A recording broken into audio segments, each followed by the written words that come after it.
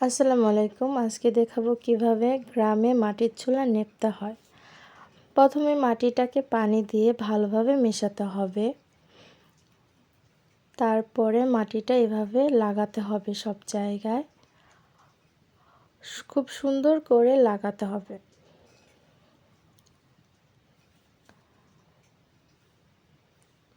তারপরে এরকম একটা জাল বা নেট নিয়ে, জাল দিলে বেশি একটা ভালো হয়, পানি দিয়ে এভাবে ঘর যেভাবে মুছছেন সেভাবে মুছতে হবে।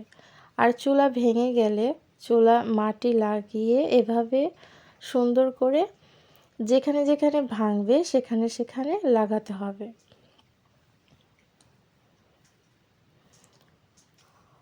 আমি চুলাটা ঠিক করে নিচ্ছি, তারপর ওখান দিয়ে নেব।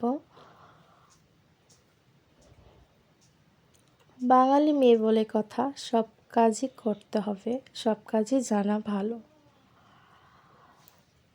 তো এভাবে ঘর মোছার মতোই এভাবে পানি দিয়ে মাটি মিক্সড করে সুন্দর করে মুছতে হবে। এই আমার চুলা ঠিক করা ডান। যেখানে যেখানে ভেঙেছিল সেখানে সেখানে খুব সুন্দর করে মিক্সড করে নিয়েছি, মিশিয়ে নিয়েছি।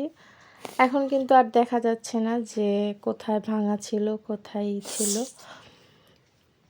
এই তো চুলার ভিতরেও একটু করতে হবে। এবার সম্পূর্ণ রুমটাকে আমি খুব সুন্দর করে মাটি দিয়ে নেব। এই তো ফাইনাল লুক, শুকিয়ে গেছে অর্ধেক। সো এভাবেই খুব সুন্দর লাগে।